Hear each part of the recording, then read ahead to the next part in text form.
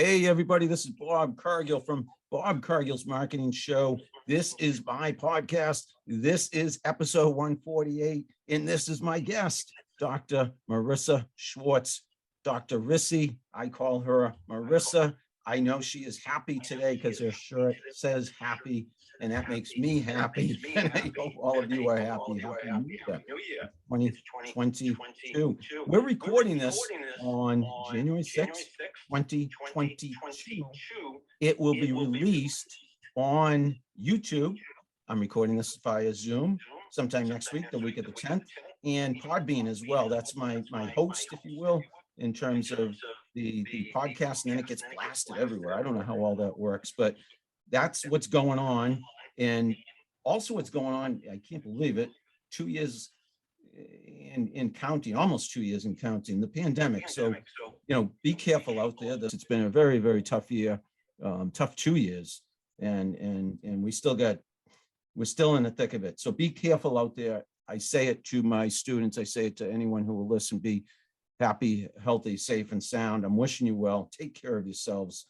And before, Morissa, I'm going to get to you in just a second, and we'll talk, and you can talk as much as you want or need to, and I'll be quiet for as much as I want, or much as I need to, should I say. But let me give a shameless plug, and it's only because I'm very excited and about my book, and it is happening within the next few months. It's called 20 Jobs, 20 Lessons. It's about 250 pages. I have been working with a designer and an editor. The cover will be out there within days, as my guess, folks. I have seen it. I have approved it. We're just fine tuning it. And once you see the cover, you're going to say, hey, I'm serious about this. 3 years in the making. I dictated most of the first draft into my phone. I spent, I can't even tell you, crazy amount of hours, days, and some money, frankly, putting this thing together, but it's going to be worth it to me. And I hope you are interested. And if you're interested, hit me up and I'll put you on a list where you can be one of the first to be notified once it's available in ebook and print format. Maybe that'll be, I don't know if it'll be hardcover and paperback, but it'll be available in print, but certainly for download. And if you're like me, I do most of my reading nowadays on my Kindle. But let's focus absolutely on someone who is ridiculously awesome. And you hear me say that all the time, but I really, really, really, truly mean it when I talk about Dr. Schwartz. Morissa, she is phenomenal. She has been so kind and generous with her time too. We have not met in person because, of course, I think we met virtually during the pandemic, so no one sees anybody in person nowadays.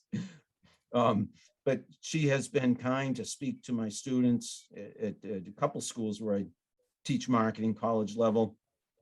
We have spoken at least once, I can't remember if it was more than once, in a panel discussion or a facsimile thereof, a virtual presentation. And it's about time I had Morissa on my podcast. So episode 148, Bob Cargill's Marketing Show. Let me introduce you to Morissa Schwartz. Morissa, first of all, thank you for being here. So appreciate it. Oh, thank you. This is awesome. Yes. I hope my sound is okay. I moved the phone to the other side of the desk. So it's terrible, fine with me. I hear angle, a little reverb, but listeners, viewers, Morissa, everybody put it on me. It's me like saying full speed ahead, technology perfect or imperfect. We're going to do this. Let me tell you all about, if you don't know about Dr. Schwartz. Morissa Schwartz is the owner of drrissyswriting.com, a marketing and writing company ranked in the top 2 social media experts in New York by Thumbtack and GenZPublishing.org, a publishing company which has produced 6 Amazon bestsellers. She holds a doctorate in literature from Drew University and has a master's in communication. Morissa broke a Guinness World Record for creating the world's longest chain of bracelets. I think Morissa, I like bracelets too. I get them all the time, go through them, in the dozens, they break. I change my mind. I want a different one. She's a best-selling author. She has sung on MTV. I mean, you're going to find out what doesn't Morissa do. She speaks professionally about inspiring others through words and entrepreneurship, and she was named the voice of Generation Z by Community Magazine. To me, she's just a powerful, awesome, ridiculously awesome voice and human being. She seeks to inspire others through words and a positive attitude. Note the shirt, happy. You can learn more about Morissa at morissaschwartz.com. And if you need to know the spelling of Marissa's name, follow my thumb there. I'm trying to angle it perfectly. Morissa Schwartz, her name's in lights behind me. Morissa, thank you. I've been talking for 5 to 10 minutes. I'll be quiet. I want you to tell the audience, viewers, listeners, Insta Live, Facebook Live, recorded on Zoom. So it'll be up on YouTube. It's Podbean, distributed worldwide. Tell everybody about yourself, please, Morissa. Sure. I can give the abridged version. So I started out really in this industry because my friends were getting jobs at the mall that they could not stand, and I couldn't imagine doing something that I didn't like. At the time, I was doing just that. I was a student at a biomedical science academy, and I would rush through my biomedical science work so I could read and write. And I realized, okay, I have a passion that is not biomedical science.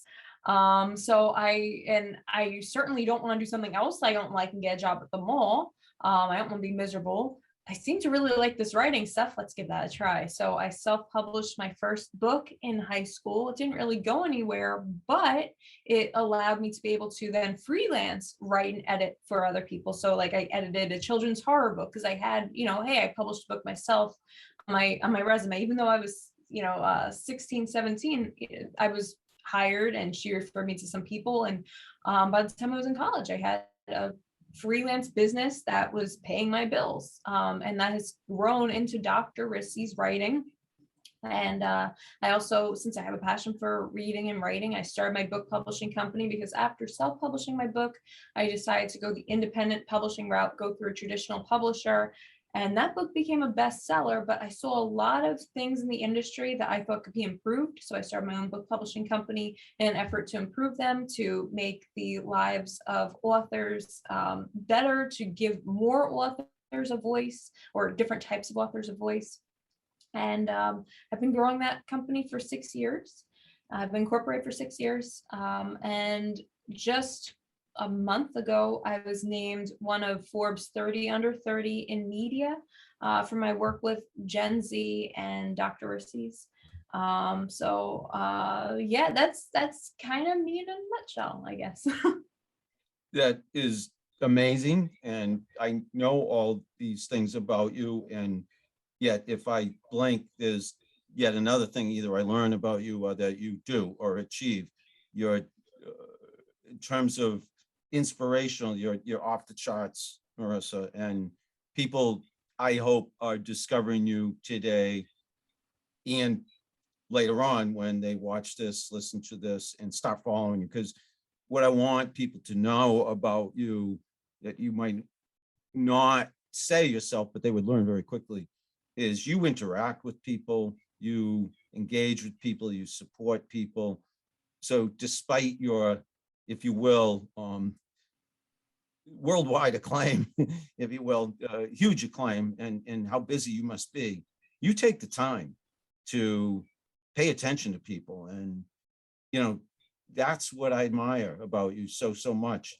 Is that you naturally? Is that a strategy, if you will? I mean, where does that come from? And when I say strategy, meaning, hey, we both do a lot of social media and it's important to pay attention to people if you want to be successful, but you are off the charts in my mind, in a positive way when it comes to paying attention to people. Where does that come from?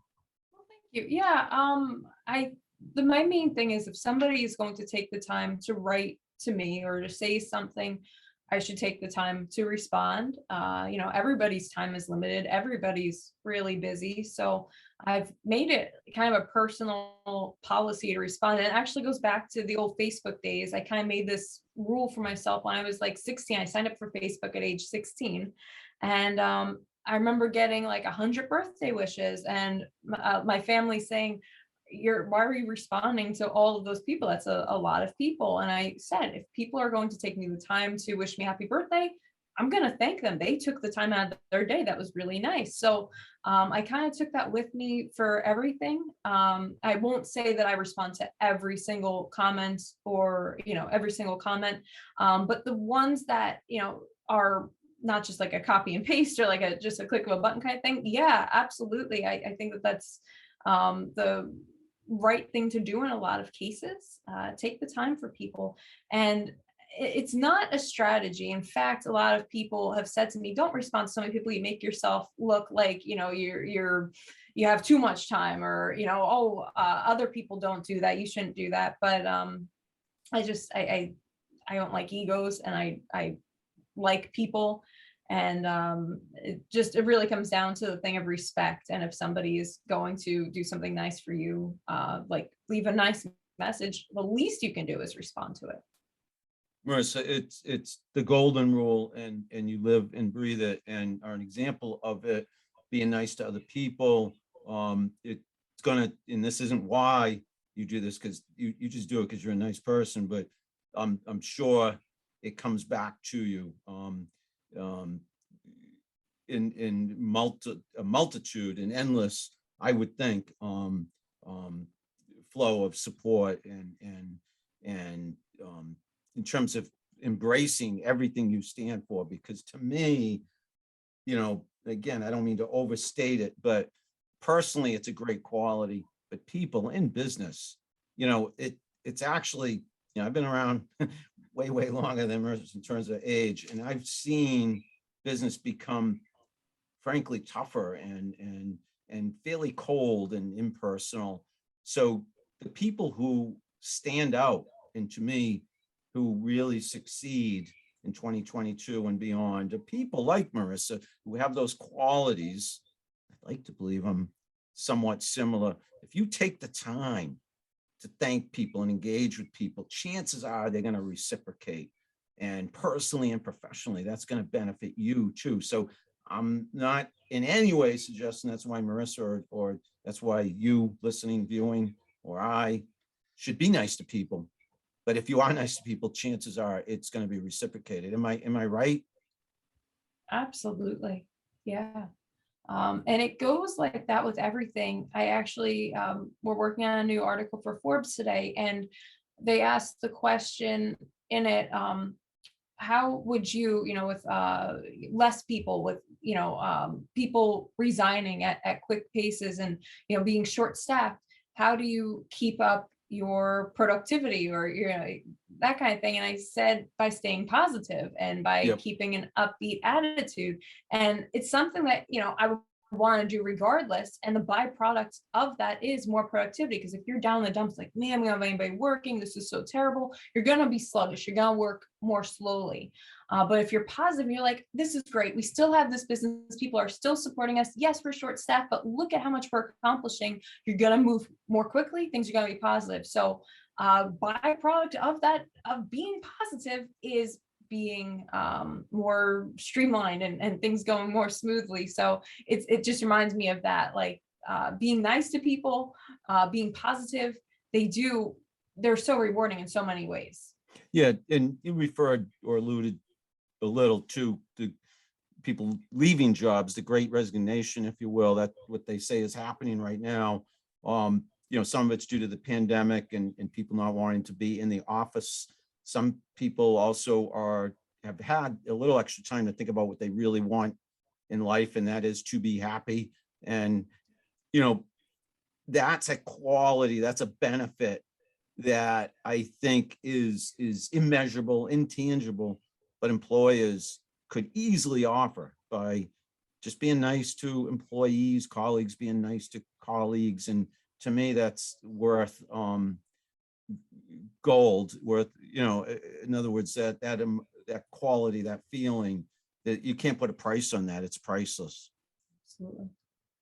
So, and also you said something about, and again, I'm focusing on this point because I think it ties into business, it ties into social media, and it's a good thing to be as a human being. But you said something about it takes time to thank everybody who says happy birthday to you. And that was years ago when you joined. That was 100 people. And now I'm guessing you get like hundreds of people wishing you happy birthday.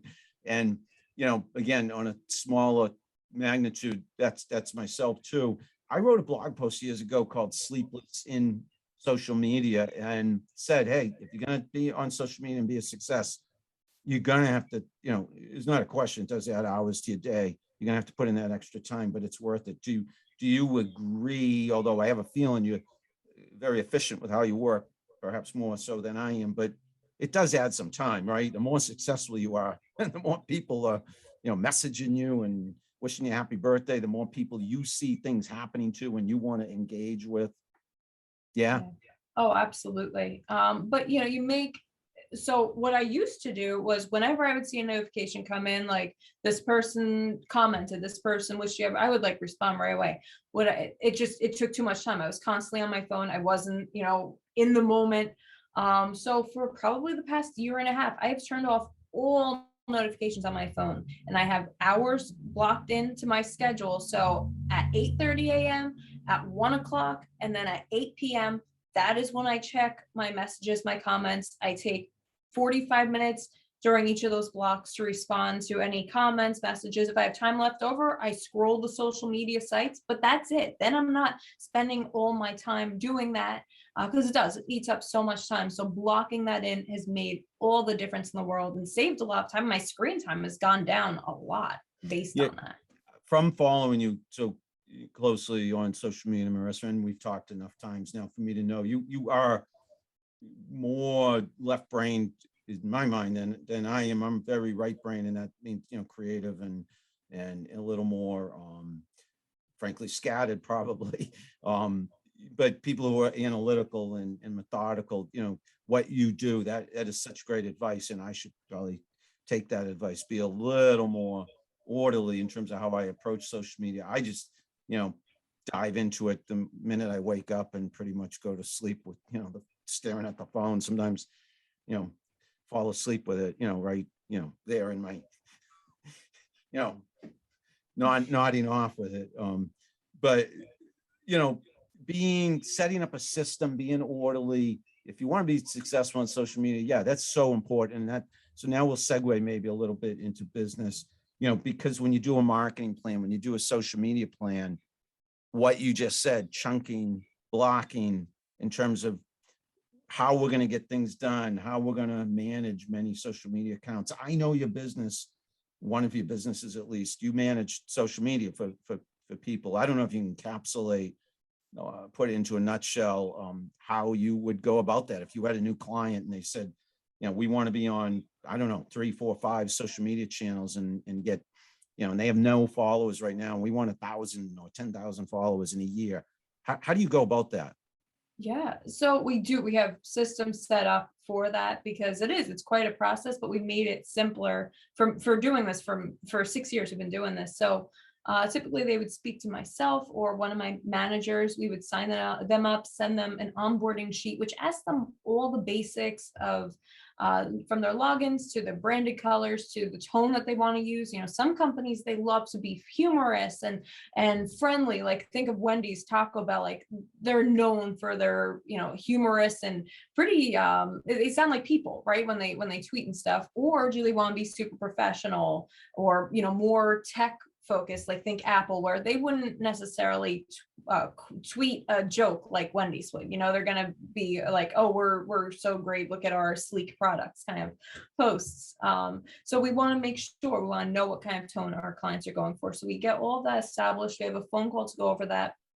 And then based on that, we create an editorial calendar and we lay out every platform, the times we're going to post, the most optimal times for their audience, the types of posts, which day we're going to post certain types of things. Of course, we figure out the hashtags that we want to use. And I typically use 30 different hashtags on Instagram. So based on the post, we'll change them, but we come up with, a base hashtag base. And then their audience, of course, figuring out who exactly are we looking to reach? And we use those for the hashtags, because a lot of people, they'll use a hashtag, like let's say they're a writer, they'll hashtag writing.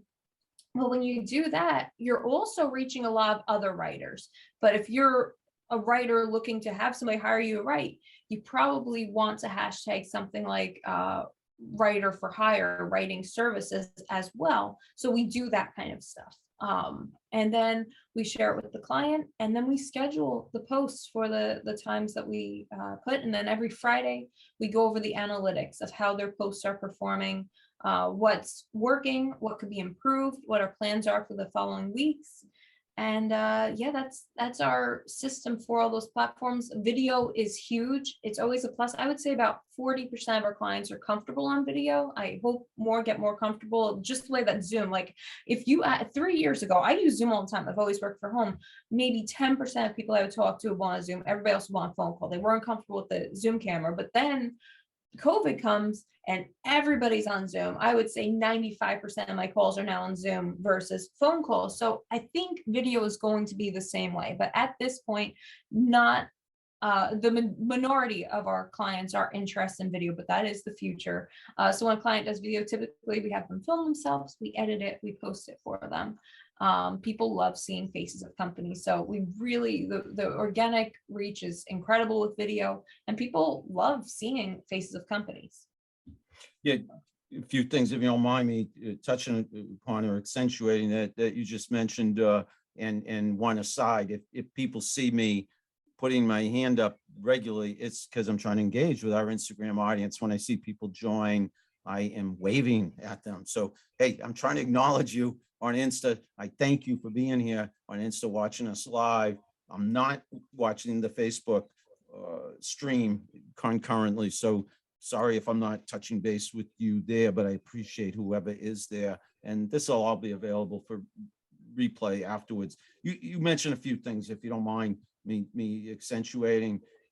Yeah, I was for 4 years director of social media at a digital marketing agency in the Boston area, and the flow, the system that you described, very similar. You know, we would write content well in advance. We'd put it into a platform that the client had access to, as well as us, so they could approve content in advance. It's be scheduled in advance. We do some manual in the moment sharing of content, a lot of social listening, but absolutely scheduling and automating some of what you put out there is important. I mean, I joke when I talk about my own personal approach, but it's true. I do personally love to just dive in and, you know, see what's going on and spur of the moment, share things and respond to people. You also mentioned video, and I think we should continue to talk about it a little, because yeah, they don't call it Facebook for nothing, Facebook. And Mark Zuckerberg, you know, said in that movie, The Social Network, something about, you know, people love to see other people's faces. And it's probably good for you and me because we're in this business and it's opportunity for us to teach our clients, but to get in front of the camera and show themselves, reveal themselves now more than ever. So it's opportunity for you and me to educate clients. But aside of working directly with clients, we have to shout from the mountaintops, hey, people, get, you know, show yourselves, share yourselves, don't be shy. That's where you're going to get the biggest bang for your buck on social media. How do you feel about that, Morissa? Oh, it's so true. I mean, if you look at the Tesla account versus the Elon Musk account on Twitter, Elon has, I think it's like 60 million followers. Tesla only has 12 million. And there's a reason. People like people. And I always say that when I work with a company, have a face to your company. And it's for that reason. And then also there's just the organic reach of social, like TikTok is where Instagram was 5 years ago. I know I told this to your class too. But it's so true that there is so much potential to grow organically on TikTok, on Instagram Reels, and on YouTube Shorts. And I use my personal example. I started making YouTube videos when I was 14. And from ages 14 to say 24, I had a collective 10,000 views total on all my videos. Now, fast forward to last year, I got over 12 million views. And it's not because my quality of video got so much better or anything like that. It is just because TikTok blew up, Instagram Reels was launched, YouTube Shorts was launched. So now I had all these places to post my videos, a lot more people watching them, and a lot of organic push from those platforms. So they got viewed by a lot more people. And it's a blue ocean. And, I've talked to clients who are like attorneys and said, hey, you should be on TikTok and Reels and YouTube Shorts. And they go, oh, but those platforms are just for kids. Nobody's watching those. It's not true. I look at my analytics. 75% of my audience is over the age of 25. Like, they're out there. And there's also so many different niches on these platforms. I've been on the law side of TikTok where you have attorneys and realtors going through homes, giving home tours on there, attorneys giving legal advice. You have police officers talking about their jobs. Anybody that you can imagine is on there. So there is definitely opportunity for everybody. Even this baby boomer right here, host of this podcast.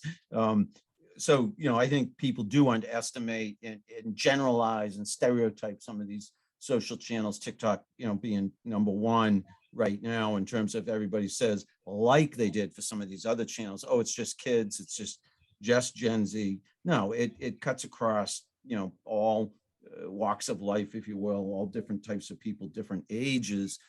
And you never know which channel is going to explode, evolve into the biggest channel. So yeah, people like me and you, we teach our clients, we do it for our clients, we certainly do a lot of it ourselves. But I would have a big smile if more clients, more executives, especially senior level executives. I mean, you mentioned Elon Musk, that's a great case study. There's a face on Tesla, and that face has, would you say something like 60 million followers, something like that on? Yeah. And the company only has 12 million. Yeah. Perfect example.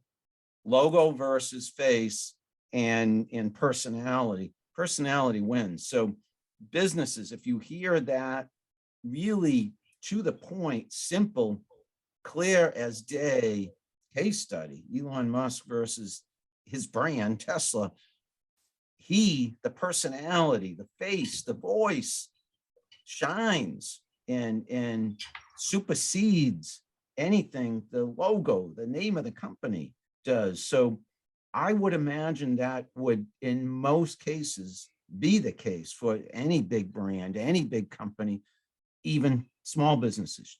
Put a face on your brand, smile on your face, get out there, put yourself out there. And if you're at all challenged in terms of doing that, talk to somebody like Morissa.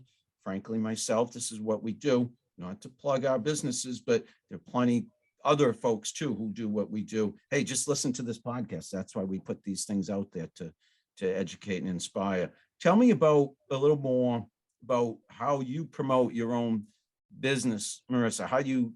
Is it all organic? Do you pay to promote? How do you attract new clients, if you don't mind me asking? Yeah, most of it is SEO. And so when I say SEO though, I'm also talking about PR.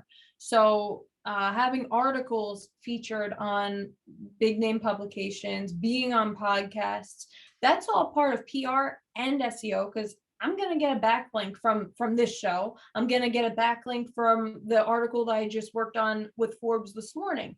Those are powerful for my website, for my name. Somebody Googles my name or what the topics are in these, they're going to find them. So that's why, when clients hear, oh, you have so many services, you offer PR and SEO, what do they have to do with each other? Everything. They are everything to each other. So there's your on-site SEO and your off-site SEO. Obviously, those are different. I'm talking about off-site SEO, which PR is directly related to it. So that's one way, PR and SEO. Then I still have my old freelance profiles that I started at age 16.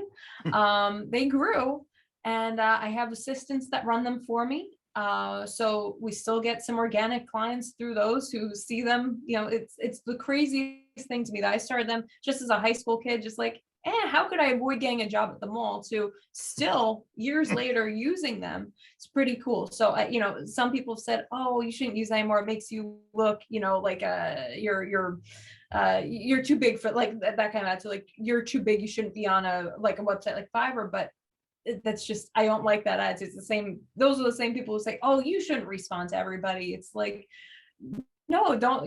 There's nothing. If a lead, it gives you great leads. I've gotten a lot of great business from it. So to anybody who says, oh, actually it's usually an up your prices kind of thing, like up your prices, up your worth kind of thing. No, I don't fall into that. Ads, I've done ads in the past. We run ads for our clients. Personally, we just get too much organic, the ads usually aren't worth it. And I say it to a lot of my clients too. If you're a B2C, yeah, ads are good. If you have a book, stuff like that, yeah, do ads. But if you're like a marketing company, ads can definitely work if you're super niche down and everything. But in my experience, I've gotten my better leads organically and through social media. Social media is the biggest.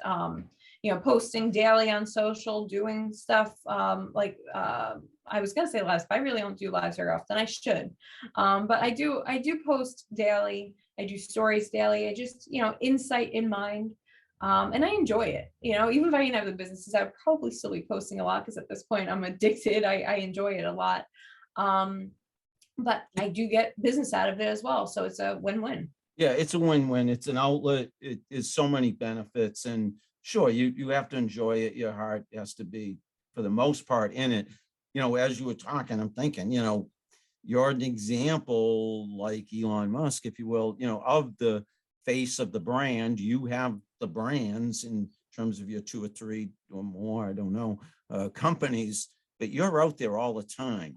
You're on all the social channels. You are, multiply, just a few times I've spoken to you and engaged with you online. I can only imagine, hundreds, thousands of other episodes of you talking to people, engaging with people, supporting them, and then they reciprocate. And that's almost the organic traffic that we're both acknowledging. You really spelled out, the organic traffic is really, you do something for every action. I'm making this up on the fly.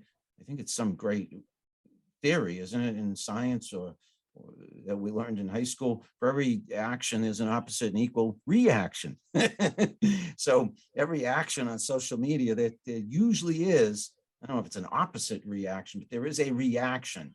And multiply that, because the bigger your audience, multiply that by who knows how large a number. And that's how you do it, folks. So I love learning from other people. Morissa, I learn from you all the time. And both of you and I have, thousands. I think you have many more thousands of followers than I do, but we learn.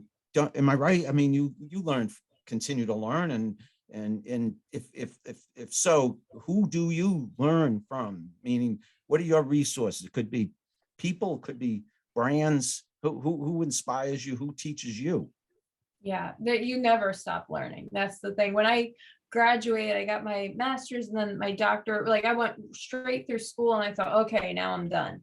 But there's that hunger always. And there's also, in the society that we're in now, you need to consistently keep upping your skills and learning, or else you get left behind. Unfortunately, it's a truth that I've come to realize and have seen. But I make it a priority to learn all the time. I always read 10 to 12 books at once. Like, I do that because I'm of this generation where we can't concentrate on anything for too long, right? So you have to bounce back and forth. But I typically will read a chapter from a book, then a chapter from the next book, a chapter from the next book. And I read for about an hour every day. And in that way, I get through, I finish probably about 3 or 4 of those books every week. But they're from a wide variety. I also try not to just read the mainstream New York Times bestsellers. I like to read independent books as well. That's the whole point of my book publishing company. So I do seek out all kinds of different voices. And something that I've been doing recently is trying to challenge myself by reading books that, or not even just, mostly books, articles of viewpoints that I wouldn't necessarily have said, that are a bit different than my thinking, to understand that type of thinking. And after I read it, most of the time I go, okay, I understand a little better. Still don't agree, but I understand where they're coming from better. Sometimes they do flip me. I'm like, okay, I get that point. So a lot of that. Then there is definitely social media. I'm careful with who I follow. I make sure that I follow folks who I can learn from. So the people I'm following, I learn from a lot. I read articles.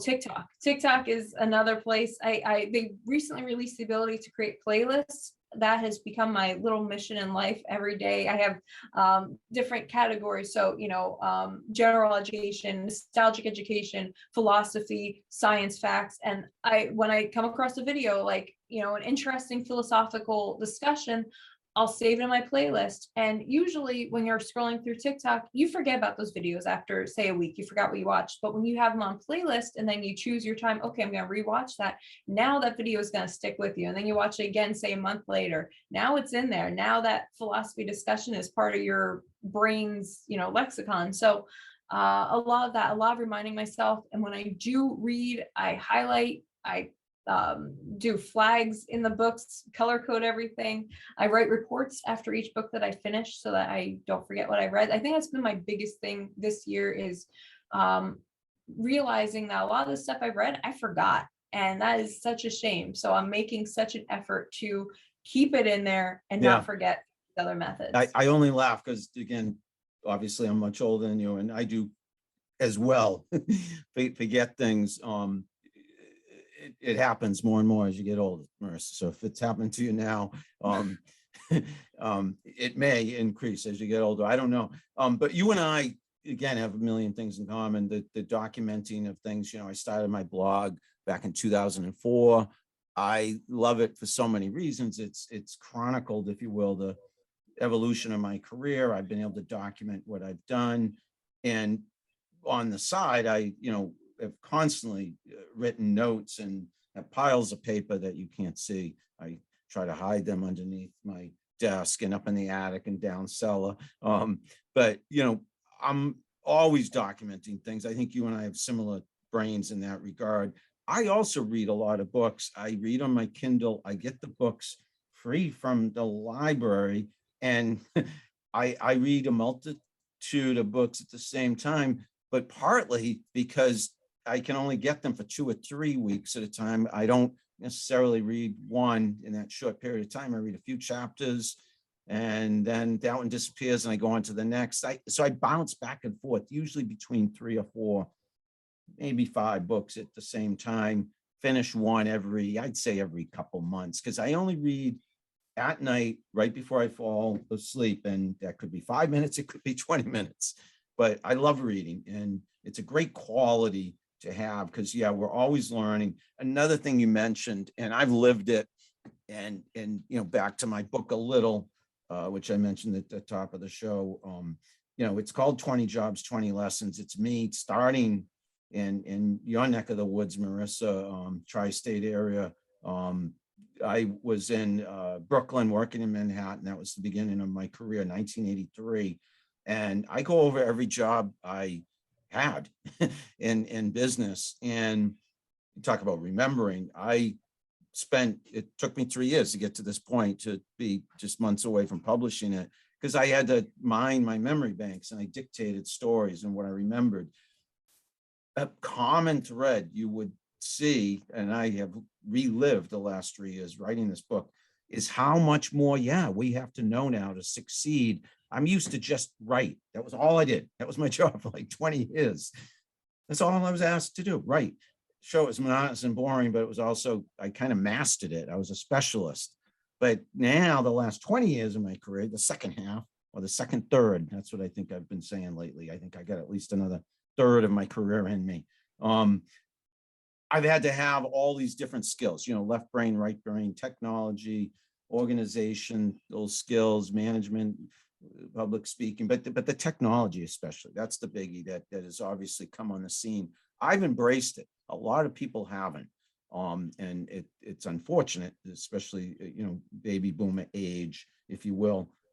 Technology, what role does that play? And do you agree? You've kind of grown up with it. I imagine you're close to being a digital native. How much technology is in your life, and any any names of programs, tools, software that you use, rely on? Yeah, Just throwing that technology out has, there.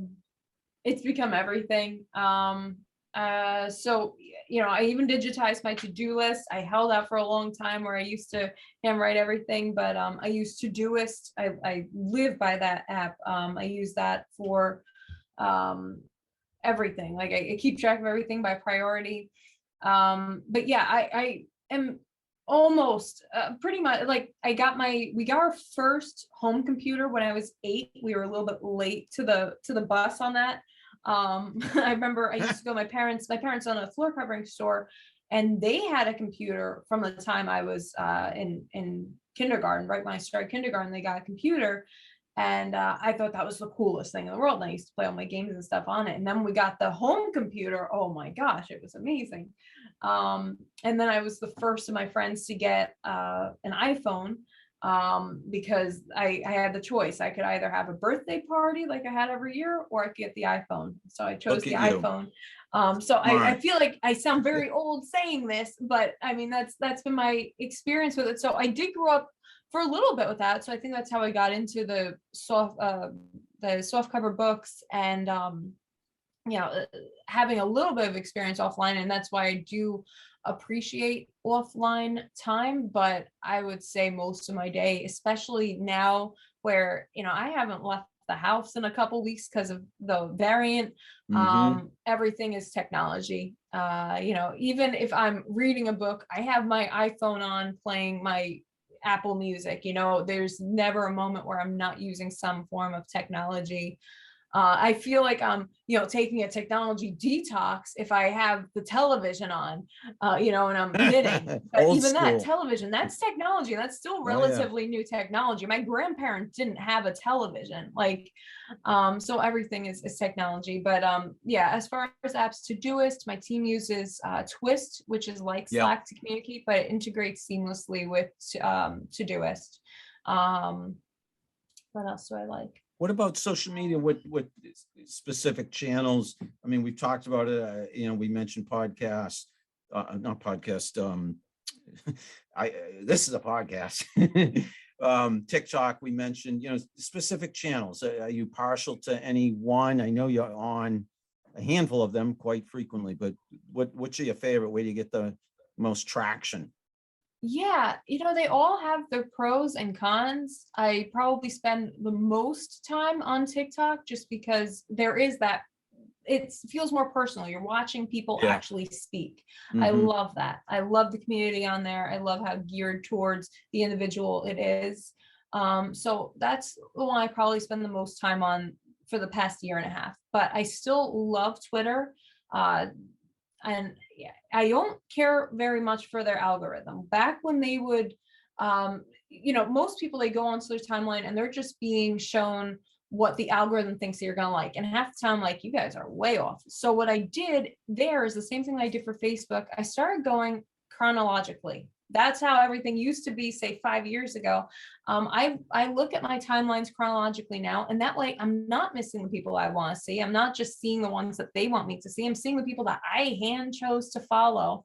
And it has made my experience on both of those platforms so much better, because the other thing with the algorithm is they only show you the same handful of people all the time. And it's like, yes, I did interact with Rebecca a lot, but that doesn't mean that I only want to see Rebecca's posts. So by going chronologically, or actually Twitter calls it recent, by going through that view, I get to see everybody. And I really like that. So I like both of those for that. I find a lot of memes on Facebook, and I love meme culture. I find, And you share them. I hilarious. see a lot of them. They're funny.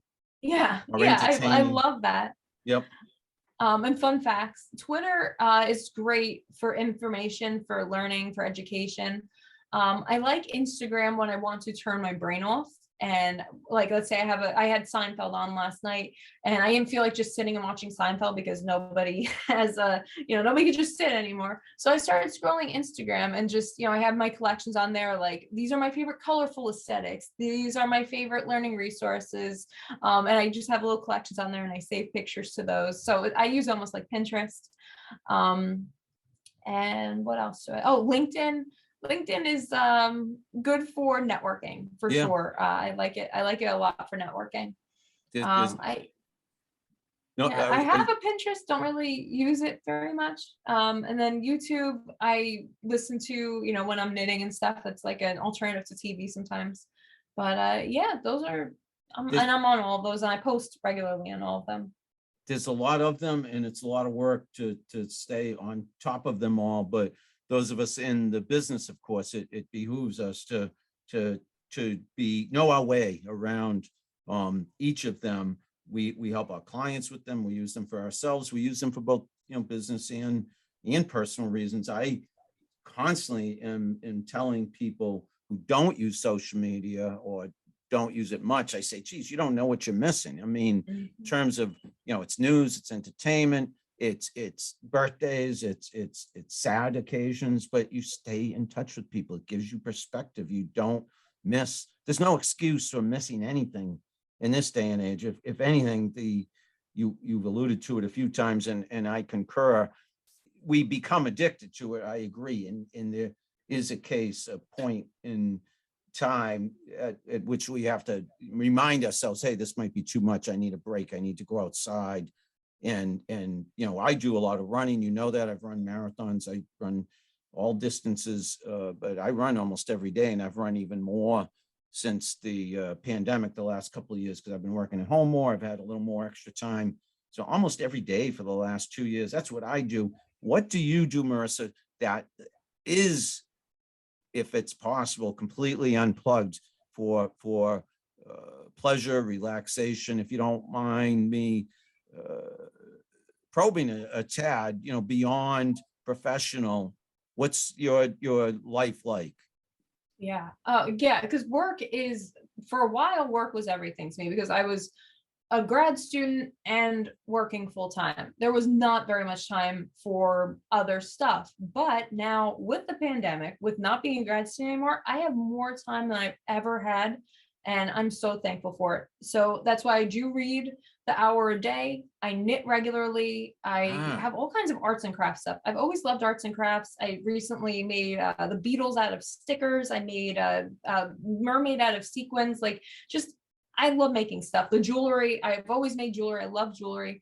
I also am a big video gamer. I love the PlayStation. Most recently, Dead by Daylight has been my obsession. Fall Guys is something I'm absolutely terrible at, but hoping to get better at. The Crash Bandicoot, Super Mario series, I've played all those games. I have a Switch, and I just got my dad a Switch for Christmas, so we've been playing that. A Switch? Yeah, the What Nintendo is that? Switch. I don't know. What is that? Oh, it's Nintendo's newest game system. So it's like you could either play it handheld or on the TV, and A it's really Switch, fun. yeah. I'll have to look into that. I don't do the gaming, but my youngest son does, and I say youngest, he's 23. But he's 1 year out of college and still living here with my wife and I, and he does the gaming thing, but I know nothing about it. That is one thing It's I fun.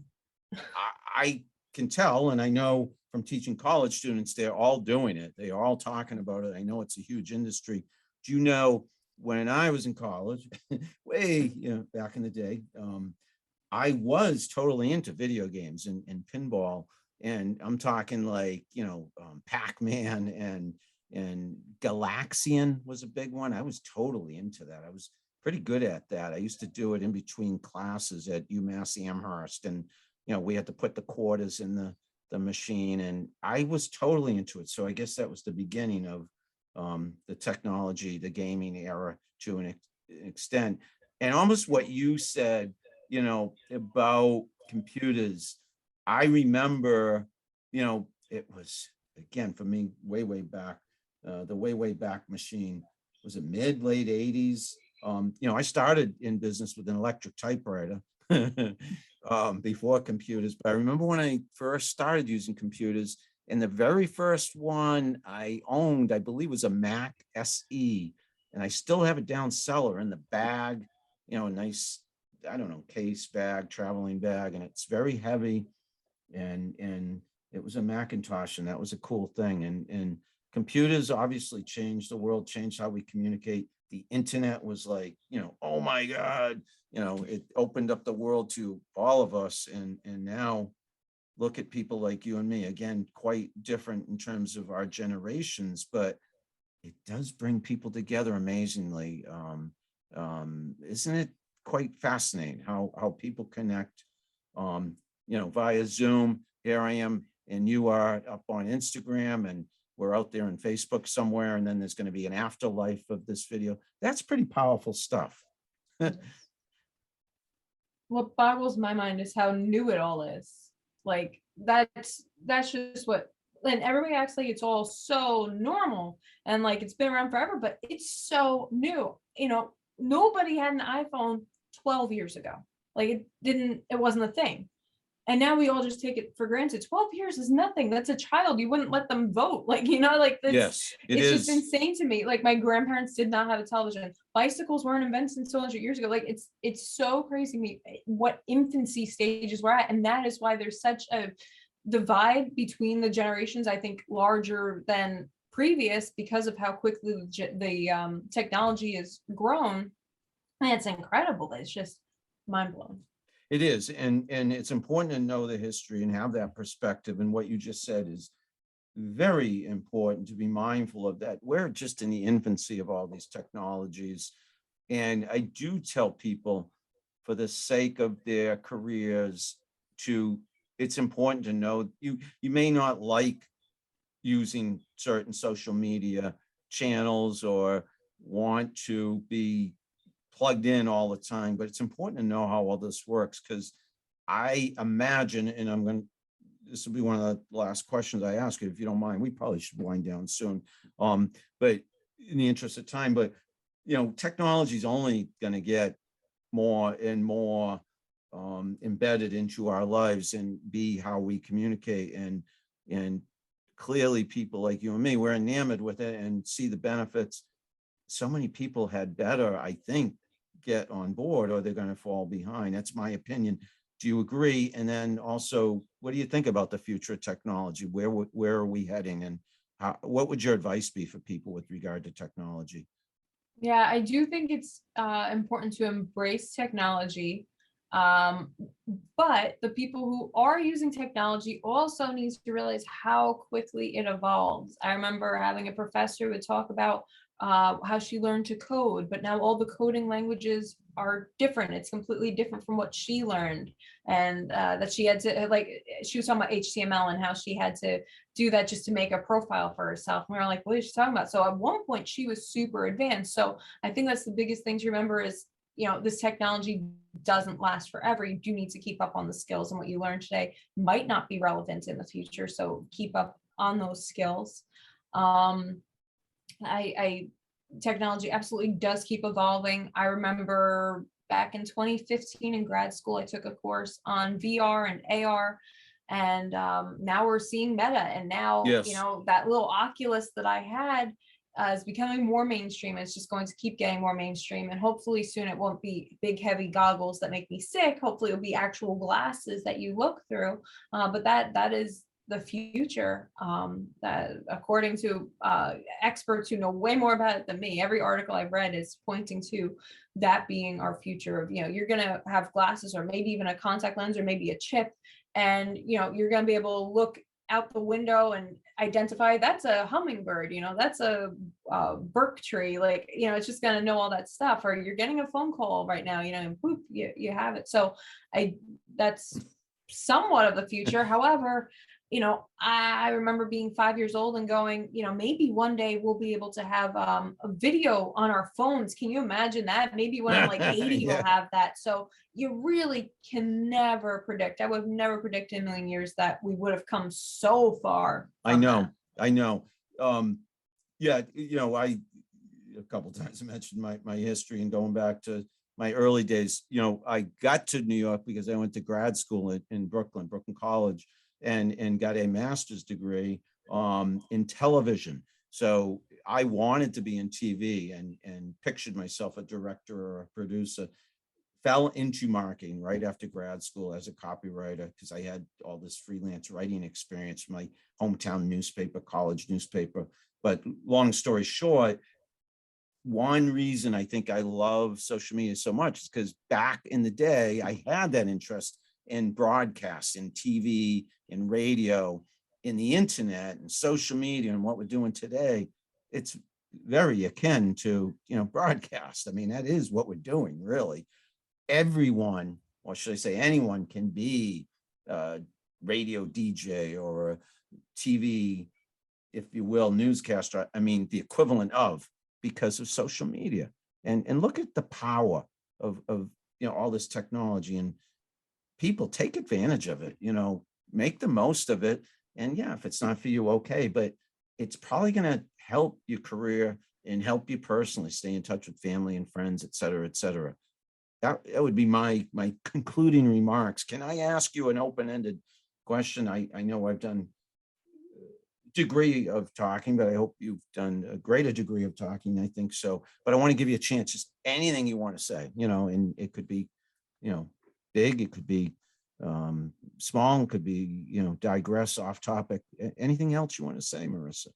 Yeah, I think I'll just say the biggest lesson that I have learned this year, which you always hear it, and the older I get, the more I'm learning that cliches are cliches for a reason. And I've always heard, oh, be positive, think on the bright side of it. And my father is the biggest optimist I know, and he's always said stuff like that. But I think with everything going on and just so many changes and everything, something that has kept me going and going through is that positive mindset and seeing the good. Our brains, I've read a few books about this, about how our brains tend to focus on the negative. So something that I did to train myself is, for every negative thought, think 3 positive ones, and list the 5 best things that happen to you each day. And it makes such a difference, because this week alone, we lost 6 family friends. They were older to COVID, and it's absolutely heartbreaking. And I would never suggest not mourning. I definitely, we mourn, we're upset. But there is also looking on the positive side and saying, I appreciate the time that I spent with them. I appreciate that I got to know them, being happy that it happened, more so than being sad that it's over. And that goes for really anything. I've had also team members get sick and resign. And it's heartbreaking because I love my team.